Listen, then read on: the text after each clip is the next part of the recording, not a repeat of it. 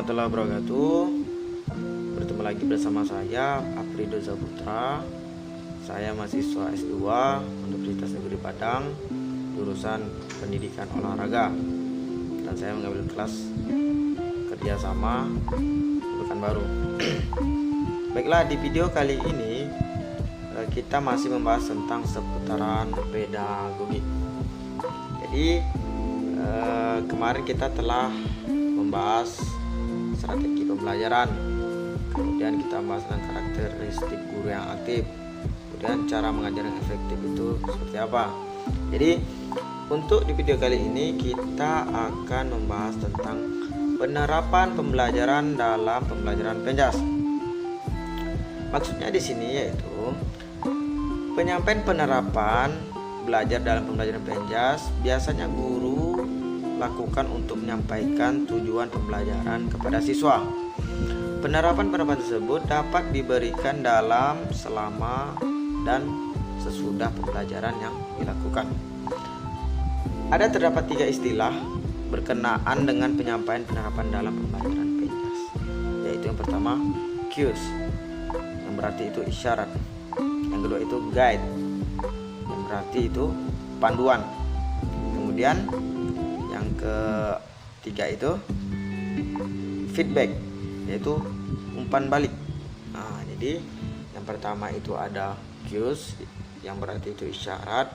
Yang kedua itu guide, yang berarti itu panduan. Kemudian terakhir itu ada feedback, yaitu umpan balik dari guru itu terhadap siswa dan siswa terhadap guru.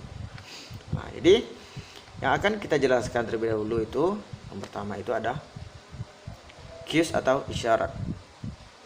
Penjelasannya di sini itu guru biasanya memberikan sedikit penerapan belajar, mempresentasikan tugas yang disebut cues atau dalam bahasa Indonesia berarti isyarat.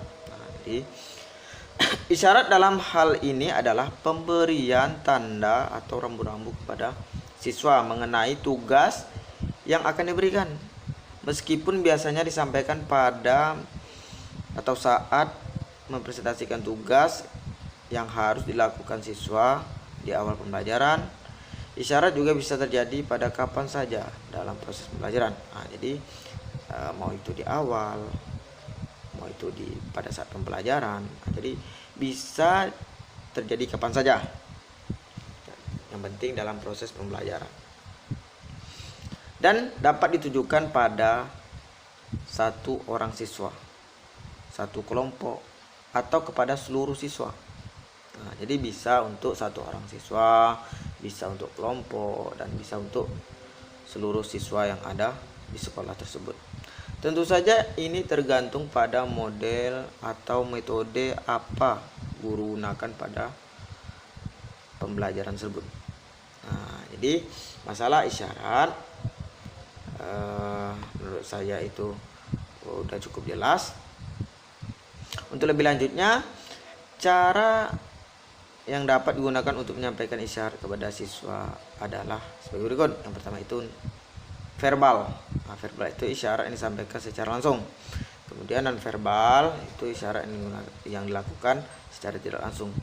Kombinasi verbal atau non verbal, penerapan juga dapat diberikan dengan mengkombinasikan cara verbal dan non verbal. Jadi digabungkan dengan cara langsung ataupun tidak langsung. Kemudian yang terakhir itu ada manipulasi. Bukan yang terakhir, itu ada yang keempat. Yang keempat itu manipulasi, yaitu cara untuk dapat dijadikan sebagai alat komunikasi dalam penyampaian penerapan kepada siswa dengan cara manipulasi alat gerak siswa untuk menunjukkan gerak seperti apa yang seharusnya dilakukan siswa pada tugas yang akan diberikan. Misalnya menggerakkan tangan siswa agar melakukan pegangan raket dengan benar gitu. Jadi kita contohkan bagaimana cara pegangan raket itu. Ada American grip, ada kombinasi grip, combination grip. Jadi kita contohkan seperti apa cara pegangan raket itu. Kemudian yang terakhir itu ada media. Nah, jadi dalam pembelajaran itu kita banyak media yang kita gunakan. Nah, bisa itu kalau misalnya di masa COVID ini yang seperti yang saya jelaskan terlebih ya, yang saya jelaskan pada saat video sebelumnya itu ada itu media audiovisual. Nah, di masa COVID ini kan media audiovisual itu sangat berguna pada saat masa COVID ini karena banyak orang melakukan sistem daring gitu. Nah, jadi untuk pembelajaran sistem daring cocok menggunakan media audiovisual. Nah, jadi ini seperti ini. Pengguna media audiovisual, visual maupun audiovisual seperti rekaman video, gambar maupun foto juga digunakan untuk menyampaikan penerapan dalam tahapan isyarat ini. Jadi itulah penjelasan tentang isyarat atau cues. Nah, kemudian yang kedua itu ada panduan atau guide.